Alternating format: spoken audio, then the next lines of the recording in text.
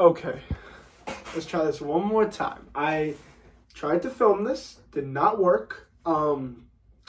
Turns out I forgot a volume. It's on the list now. It's in the pile. You'll never see it. It's deleted now. You'll never see it. By the time this video goes up, it'll be gone from internet until the FBI finds it. Cause whatever. Let's just start off with it. I think you know how my reading logs go by now. I go from worst to best. I don't go from volume to volume. Like, I'm not going to be like, volume 98 of One Piece was worse than volume 67 of One. No, it's just going to be one piece of what I read that month. One piece of what I read. It's just going to be what I read that month of that series. Let's just jump into it. Some manga series kind of have a disadvantage. They're one volume. Some are the end of the series, actually. A lot of them are the end of the series. Not a lot of them. Some of them. So. Okay, let's get with the first volume. And this one was kind of sad because a lot of people, especially on this channel and in my outside life, have been telling me to read this manga and how good it was. I just didn't really enjoy it that much. And that manga, well, I guess the volume 2 is JJK. I don't really like JJK that much. Okay, I said it. I don't really like it that much. It's good. Like, don't get me wrong, it's good. The characters are kind of boring, the bland. I guess, she's probably my favorite character right now. But that's, but she's likable. She's not a crazy, amazing written character. She's likable, though, that's a good thing. So, yeah. It's good. I think it's Nobody?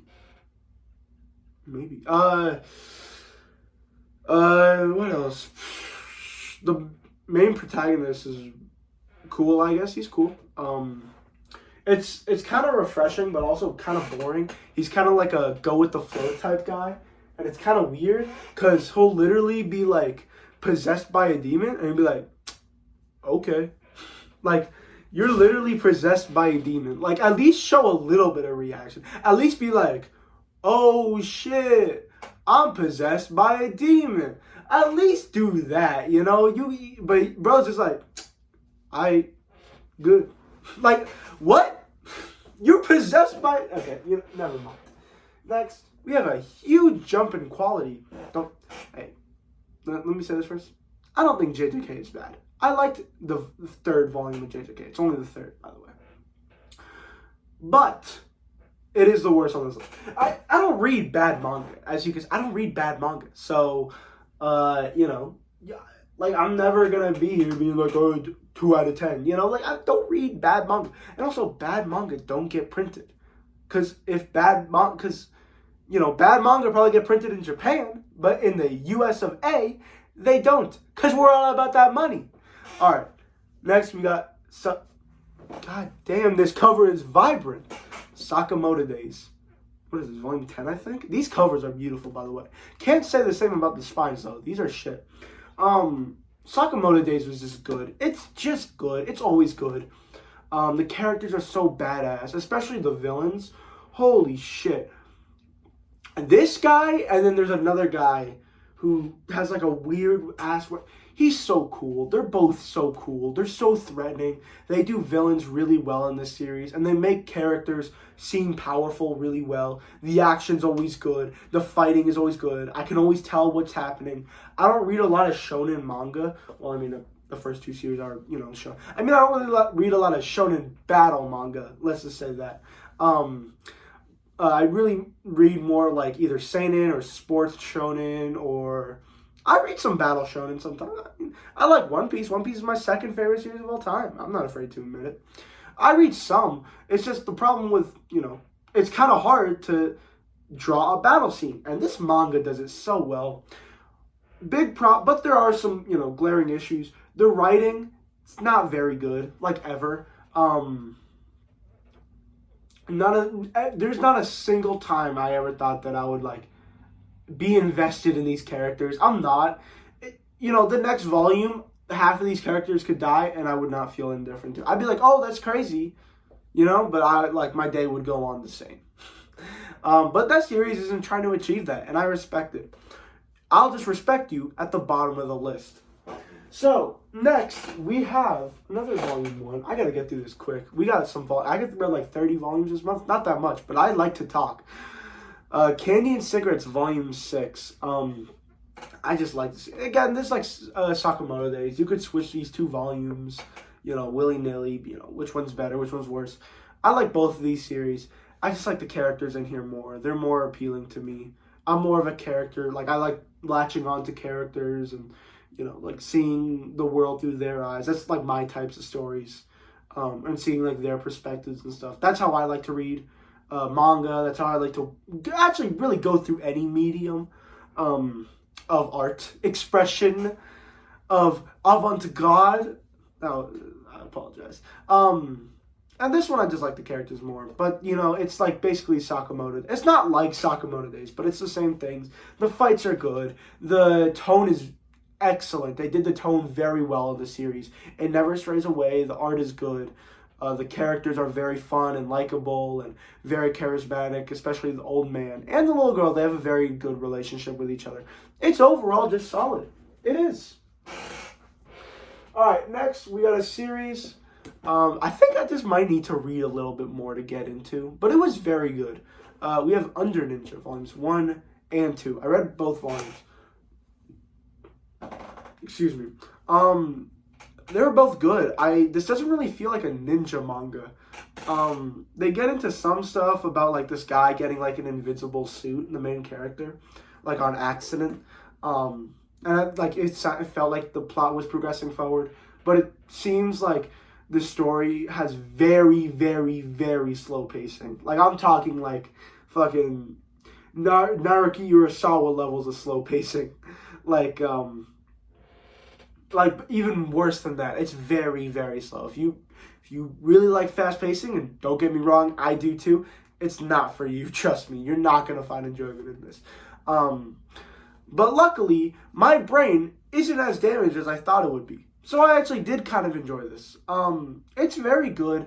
The fight scenes are very fun. The art is very good. It's well drawn. The comedy is good. It's overall just solid manga. I feel like this manga it's kind of like a slice of life in a way. We kind of follow these 3, this one guy who's like he like is kind of a ninja. He's a ninja, but like it's not like a Hollywood ninja. I mean, this is still like fiction, but it's more of a ninja as like kind of like a hitman, I guess, where he gets called in for jobs. He's not like a full-time ninja, basically, I guess, and he kind of just lives by himself. And he has this relationship with this old man who's very pervy, like classic old man. He has a relationship with this one woman. They do a very disturbing scene with her pissing. It's disgusting. And those 3 just have a very wholesome relationship, and I didn't expect it. And it's actually very pleasant to read, surprisingly, because they're just enjoying each other's company, and it's very, very nice. So I'm excited to read more. I think it's really something I need to sink my teeth into. I'm a big fan of the one guy who's in like, I think he's in all blue, because I saw an anime trailer of him. And he like thinks that you need to cut off 3 dicks to join the ninja clan or whatever. Yeah, he's very funny. He also has kind of a tragic backstory, which is very funny because they don't treat it like one. He's just kind of like, man, I need to get my daughter back from not being killed. I'm going to go chop off 3 penises. Like, what? All right. Next, we have a series. I got to get through this quick, man. We have a series that I just like to call Pure Fucking Fun. Windbreaker. That's it. That's the series. Great series. So fun. I'm just going to skip through it. Like, it's just, like, this entire volume was one fight, and it was a blast to read. It was just a blast. It was fun. It was just fun. That's all I can say. But there's not much depth to it. Next, we got Jungle Juice. Jungle Juice Volume 2. I read Volume 1 in my like, what's it called? Manga recommendations video, where you guys gave me recommendations and I read them. And Jungle Juice was one of those. Well, it wasn't from you guys, it was from a friend, but I was like, yeah, I might as well include it. So, and I actually took a liking to the series. I liked it good enough to get the second volume. And I got the second volume, and it's an improvement, technically. It's still not anything amazing. I wish it kind of was, though. It has a lot of potential, especially in the art, because the fight scenes are super easy to read, and they're so cool. Maybe it's just because I'm not used to the manhwa art style. I'm very used to anime art style, or Japanese art style, manga art style. Not the anime, you know what I mean, right? I'm just very used to that now, so maybe it's a bit weird for me to get into it. But like looking at the panels, this manga art is great. The character designs are great. The characters are very fun. There's a huge cliffhanger at the end of the volume that they explain here, and it's done very, very well. And I really liked it. I like the idea behind it. I like the character. There's a couple character backstories in here that are very good. The main character becomes a lot more likable in this volume, actually showing like the struggles of him like with his wings and stuff, and how he like treats them and stuff. It's a very cool idea. And there's like some disturbing stuff in this volume too. It's very fun. There's like child murder in this. What a blast! But yeah, I mean, it's just a good series. Like, I mean, I wouldn't recommend it to anybody, but I mean, if you're just looking something to binge online, or if you got some spare money or something, you want to pick something up, pick up Jungle Juice. It's fine. I mean, pick up Windbreaker before that, even though it was before. Pick up Windbreaker. Whatever. I'm not your dad. Nor am I your mom. Alright, next we have 5 volumes of one series. This is a series that I had so much fun with. I read 5 of them. And that is Hunter x Hunter, volumes 2, 3, 4, 5, and 6. Yeah, this series is so good. It has, like, I've said this before. It was in my manga recommendations video as well. It has so much charm. The charm in this series is undeniable, basically. It's so good. It's so fun. It's so vibrant. It's, like, I noticed when I was reading the volume, or reading, like, the 5 volumes, a lot of times characters, when they're talking or wanted to be, or the author wanted them to be more focused in a panel, they'll not even put them in the panel, and they'll, like, take them out of the panel, and the paneling structure is so unique and so cool. I love it so much. It's so easy to read, and it's so easy to bounce between them. And, like, even the art isn't, like, great. The art isn't really that good. It's very simplistic, but it's super easy to, like, read the fight scenes and where characters are moving time to time to time. But, as I said, the art isn't very good. It's not, but when it wants to be good, oh, is it good. Hisoka has some of the creepiest panels that, like, I've seen in a while, since, like, Uzumaki. Like, some of the panels, like, I literally got jump scared. I was like, Jesus Christ, what the hell? He's just a kid! Like, it's very, very good. And the only problem I have with it, and it's not really their fault, it's kind of my fault. I watched the anime of Hunter x Hunter before I read the manga. I did not like the anime. I got to the end of Heaven's Arena. I got to, like, Greed Island part. I got to that part, and I quit. I was like, I'm not watching this anymore. It's so boring. It's so, what's it called? It's so slowly paced. It's like, characters suck. I'm not reading this. This sucks. And I'm so glad I picked up the manga. Because the pace, I literally remember watching scenes lasting half an episode, and they just cut to it in the manga. In half a chapter. Why couldn't they just do that in the anime? What? Why? I mean, I get it, like, anime, manga, 2 different mediums, but, like, make it better. Come on. Like, manga, like, I can't even explain to you how good Hunter x Hunter was. Hunter x Hunter, whatever you want to call it. But yeah, I mean, I just really already knew all the plot twists and all what was going to happen next. And sometimes, like, when they were explaining then, it's not their fault, but I was completely bored because I already knew what it was. So, it just, and that's its fault. That's why it's a 0 out of 10. All right.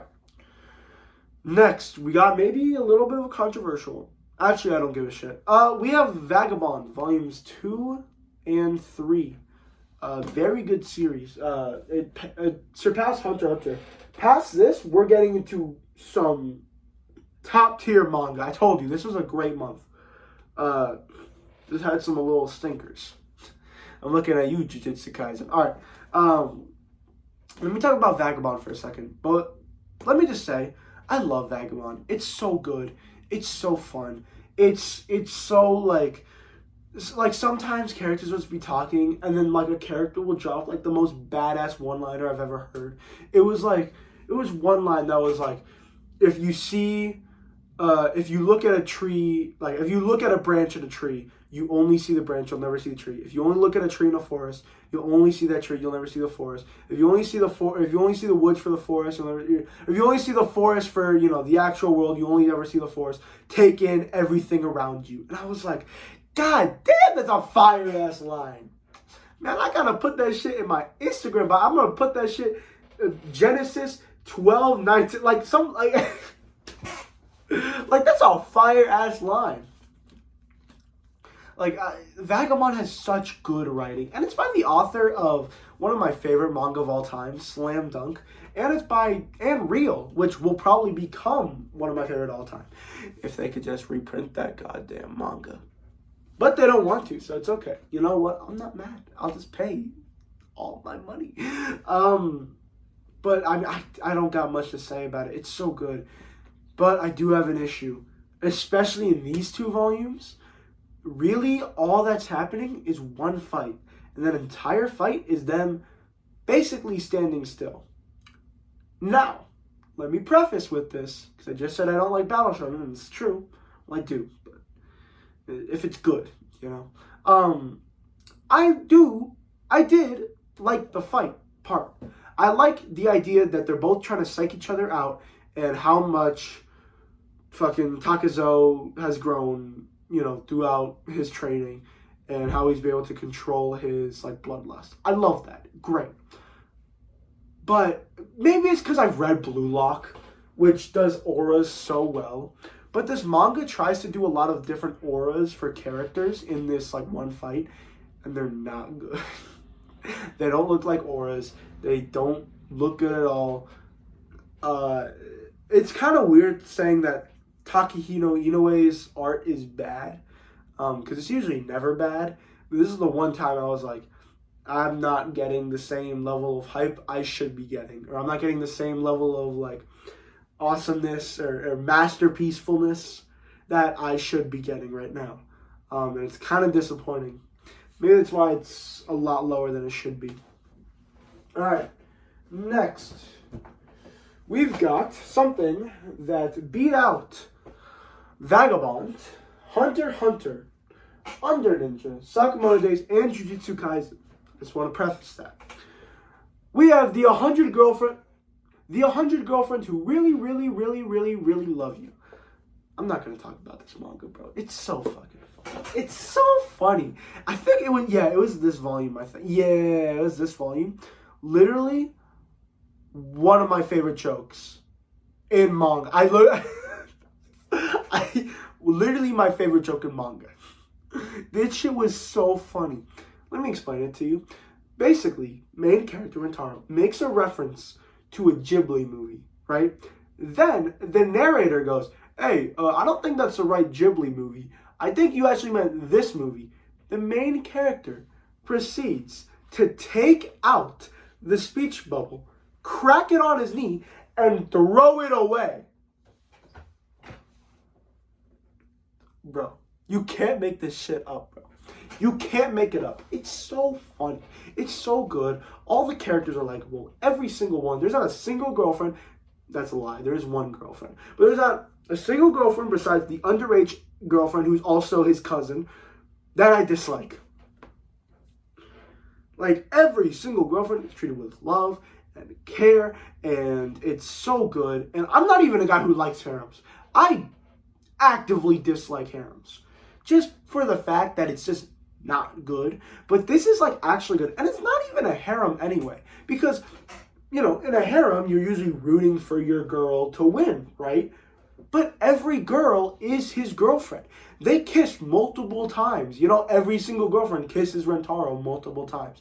It's not like they're apologies. I'm a bit sick. But it's not like there's like a awkwardness between every single one of these characters. With Rentaro as well. They're all normal with each other. They talk regularly when the author wants them to talk regularly. You know, they have normal conversations in this universe. I mean, there's no like, oh my god, like, shut up. There's none of that crap. People just talk. It's so good. It's so fun. It's just a blast. It's like my new favorite manga for having fun. If I want to have fun, I'll go revisit this volume. I'll go revisit a Blue Lock volume. I'll go revisit a Hunter x Hunter volume. I'll go revisit, I don't really know much else, but I'll revisit something, you know? And this is a series that I can do that with. Oh, I revisit fucking Food Wars. And Haikyuu. But Haikyuu's a masterpiece, so whatever. Alright, next we got Killing Stalking. We are not close to done. We have Killing Stalking, very good manhwa. I'm not going to talk about it much because it's a bit fucked up and weird, and I don't really know what's going on half the time. So I'm just going to leave it at that. Next, we've got 4 volumes. So let me get the 4 volumes safely. We have the complete Flowers of Evil, volumes 1, 2, 3, 4 omnibuses. I'm trying to, there you go. Volumes 1, 2, 3, and 4. Flowers of Evil. This is one of the first, this actually was the first manga I read this month, so it's a bit not fresh in my mind. I preferred the second half a lot more than the first half. Just because I didn't like the main girl. I get it. I don't get it. But, like, I get the theming the author was going for and the ideas he was going for. It all made sense. It was very smart, very logical. Big fan of it. Loved it. Great. But why did she have to do that to my guy? He was just trying to go on a simple date, and she was like, oh, you're a pervert. Wear her gym clothes to your date. Go wear your gym clothes to your date and feel how good. Like, shut up. He just wanted to go out on a date. And I get it's supposed to express awkwardness with teens and how badly that can influence them and how negatively, you know, how, like, teenagers are so susceptible at that age. I get it. And it's told very, very well. Don't get me wrong. And I love how the second half is a lot of theming about how to let go and letting go of past trauma and, you know, what that can do to a person. It's very, very well written. But we really have to trudge through the mud to get to the well-written part. Like, when I was first reading the first one, I honestly thought that this was an entirely different... Like, I love this author. Shuzo Oshimi, one of my favorite authors. He made Blood on the Tracks and Happiness, 2 of my favorite series. I think they're both in the top 20 of my favorite series of all time. They're both great. I've read them. Well, I haven't read Blood on the Tracks to completion, but I've read Happiness to completion. The ending was pretty good. The ending was really good, actually. Blood on the Tracks is about to end. I've read most of it. And this I've also read. And this was the one, I was like, is this the same author? The art style looks the same. You know, it's a bit weird. But, you know, the ending did pay off. The ending was really, really good. I loved the ending. Great. It's very high up. It definitely could have been higher, though. Honestly. It could have been higher. It could have been. You had to ruin it. Well, Flowers of Evil had to. Not you. You're beautiful. All right. We're down to our final 5. 1, 2, 3, 4, 5, 6. We're down to our final 6. We got Blue Lock Volume 10. I'm not going to explain this. Every single reading log, Blue Lock is in the top 10 volumes. It's never changed. It's never been different. Usually it's in the top 5. That's how you can tell how good this month was. Because Blue Lock wasn't there in the top 5. So I'm not going to talk about it. Go read it. Go watch the anime. Go do whatever. Go fucking, I don't know, jump in a lake. Do whatever you want. Go read Blue Lock before you jump in that lake. Please. Alright, next we got a volume I do want to talk about a little bit. That's One Piece. One Piece Volume 61. That's the only volume of One Piece I read. That was because I read it like a couple days ago, and I was gonna read volume 62. I just didn't really have the time. Great volume. Good. So good volume. I love this series so much. I love One Piece. I was having some doubts about if One Piece was my favorite series or not, because every single time One Piece hit so good. Like, I'm talking better than Haikyuu, and that's my favorite series of all time. Like better moments than my favorite series of all time. Like, such high highs I can't even describe how well written and well paced and, you know, produced and laid out, and I can't even tell you how good they are. You just have to experience it for yourself. That's like the entire arc of Enies Lobby, Water 7, and Marineford. But then there's arcs like Long Ring Longland or Thriller Bark, where I'm just bored out of my mind. I'm so bored. I just can't. I can't read this stuff. Like, it's so boring. I love Ichiro Oda's comedy. I love it. I love One Piece's comedy. But sometimes it just kind of feels like Oda is in the middle of a chapter and he's just like, damn, you know what would be funny? Fucking walking kangaroo. And draws it for the next 10 chapters. A walking kangaroo. I don't want to read about I want to read about the One Piece. I don't want to read about that shit. There's so many times, like when they went into Impel Down and then went down the, you know, the stories and stuff, I thought it would be relatively quick when they went down the stories, because that made more sense to me. It would have made the arc faster. I don't think you would have been like, you know, excuse me. I don't think you would have been like harming, you know, your pacing or whatever, harming the fact that this was a hard prison to go through. I kind of got it. But they kept adding freaking more prison guards and more. They kept making more diarrhea jokes and more freaking this jokes and that jokes. And it's like, you gotta know when to stop. Please. I get it. You want to add humor into your series. So you don't make, you know, because it's a Shonen Jump series. But just like make the serious moments serious. And Oda does do that all the time. Especially the moments that count. Oh my God, do they count. But it's just sometimes you kind of just like shoot your own, like what's that saying? You shoot yourself in the foot when you freaking put these characters in manga that look absolutely ridiculous. It's aggravating. It's truly aggravating. But this volume did solidify second favorite ever, because it was amazing. Alright, next we have like 4 or 5 more series left. This video is already getting long. I'm going to speed through the next ones before I get to the end. Homunculus, volume 3, or volumes 5 through 6. I love the relationship between the main character and this guy, or girl, I guess now. I don't know if he'll transit. I don't have no clue. It's very interesting what's happening now.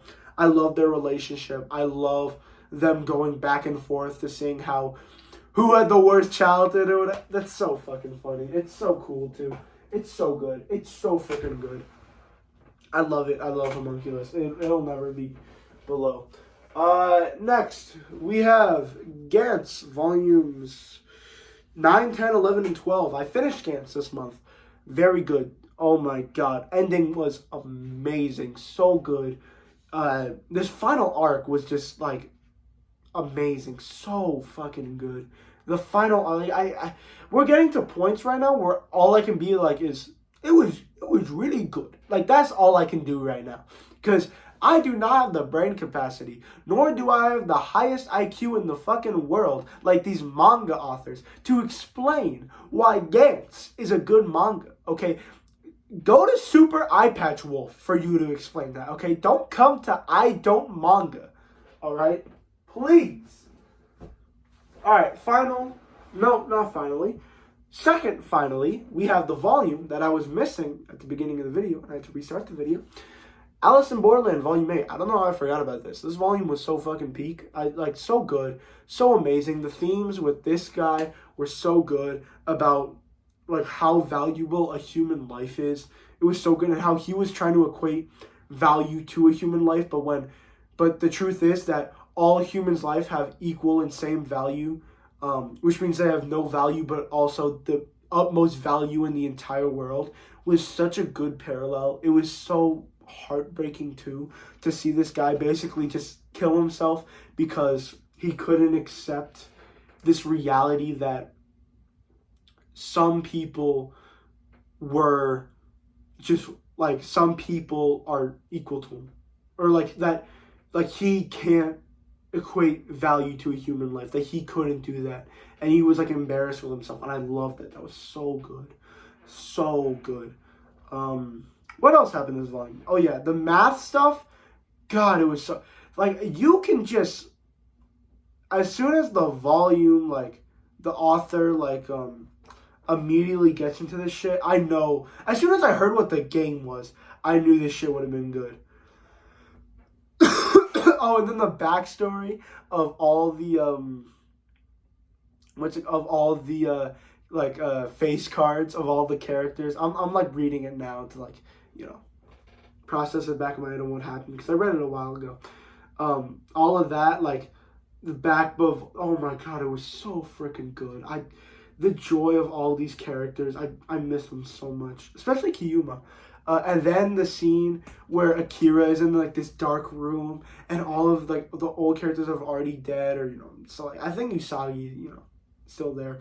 All these old characters about to, like, are dead, and telling him like keep living on, or you shouldn't live on, like, and just seeing his own insecurities was so fucking amazing, and so well written, and so well paced, and just shown. It was like art, like so good. All right, let's get to the final thing. We have The Horizon, volumes 2 and 3. I read the first volume a while ago. I read it like not that long ago, but I read it this year. I don't really have much to say about it. It'll be in my, I'm going to do a video top 10 manga I read this year. And then I'm going to do a video what I want to do in 2024. I just haven't had time to film them yet. This is the first one I'm filming. And I'm just going to film them right now because I'm fucking bored. But The Horizon, like, this girl's backstory fucking broke me. I remember sitting in this room crying my fucking heart out over this little girl's fucking dad, and every single time, because the dialogue feels so real. Every single character in this manga feels like a real person that you would meet on the street or on the subway or on, anything, like, obviously it's not like fucking Gen Z or fucking TikTok language or whatever, but like all the characters feel so real. None of them are animified. No one's like, I'll kill you. No one's like that. Everyone is rational. Everyone thinks straight. Everyone is like, somewhat, everyone, knows what they're doing. And that's why it's so heartbreaking, especially in this little girl's backstory. And I'll only talk about her backstory because I don't think I could handle talking about anything else, especially in volume 3 when the little boy grows up. Oh my Lord. I don't think I could talk about that without crying. But especially the little girl's backstory, where you see these different people get infected by the sickness or whatever, where they're like, they're all gonna die. You, in your brain, you already know every single person on this bus is going to die. If you've never read this manhwa, you have no clue what I'm talking about. But just listen for a second. Like, you already know these people are going to die because, they're not, at the time when the boy met the girl, no one was there. It makes sense, the timeline-wise. And you see these characters' personality traits and their happiness, and what makes them happy, and what makes them sad, and what makes them motivated, and what makes them keep on living. Like there's 3 characters, a father and a husband, a wife, and I think a kid. I don't remember if it's a daughter or a son, but a kid. And it's so heartbreaking because they have to leave because, you know, they're sick or whatever, and they have to leave the kid there, and they just walk off in the distance, and you can't do anything about it. And it's heartbreaking. It's absolutely devastating to you because in your brain, you know that these characters will die, but you see how happy they are, and you see how well, you know, like how well conversed they are with, you know, the main girl. And you see how happy she is with these characters, and you think in your brain maybe everything will be okay, and maybe everything will be all right, and maybe these characters can live happily ever after.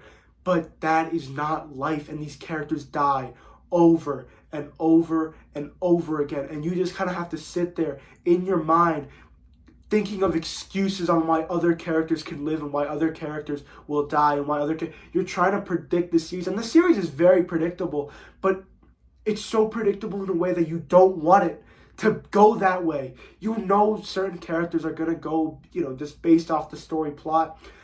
And it goes that way, and it's heartbreaking because it takes your emotions and it takes your expectance of these characters and it amps it up to 11, and it crushes your soul every single fucking page that you read. And it's truly, truly despicable what this author does to your psyche. Especially, spoilers, if I haven't already spoiled the entire thing. Before that, actually, in this scene, when they meet on the fucking tavern of yellow flowers, and he's like, hey, when we grow up and we get out of here, will you marry me? Can we get married?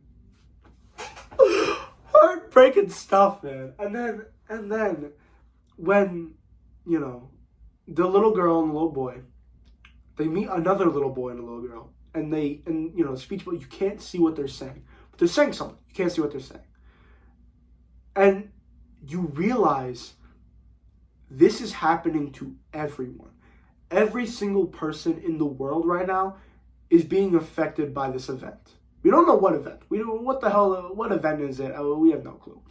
But there's some type of war happening, or nuclear war. Something is happening. And you realize it's affecting every single person as you meet these two kids. And then a nuke comes by, and I forgot what there were some lines, but a nuke came by, and it blows up, and it kills the little girl. Just right there. And it also kills, like, the little boy on the other side. But, you know, our little boy, so he's physically fine. Mentally, I don't really know. And you're like, oh, shit, the little girl died. I'm crying now. Great. But maybe this little boy and the other little girl can travel together, and they'll be friends, and they'll persevere. And the little girl immediately shoots herself in the face. And you're just like, fuck. We're here. Great. Awesome. Tears are coming out of my eyes, my heart, and my butthole. This is amazing. Awesome. I can't wait to be here. And the little boy goes to this little seaside shore on the beach, and he thinks about his mother and his friends and the you know, the man they met before, and this rich, you know, cold man, and thinks about the little girl and how they wanted to get married and their dream house. And he just starts crying and he doesn't stop crying. And while the art is absolutely beautiful and magnificent, you're sitting there also crying with him because you can't handle the weight of this situation. It's heartbreaking. It is truly gut-wrenching. This shit was worse than Goodnight Poon Poon, in my opinion. It got my 4th favorite manga of all time now. It's up there. I'm going to go end the video now. We're 40 minutes into it, and I doubt anyone's here. And I got more videos to record anyway. So, see ya. Bye. Go read The Horizon, by the way. It's fucking amazing. Alright, bye.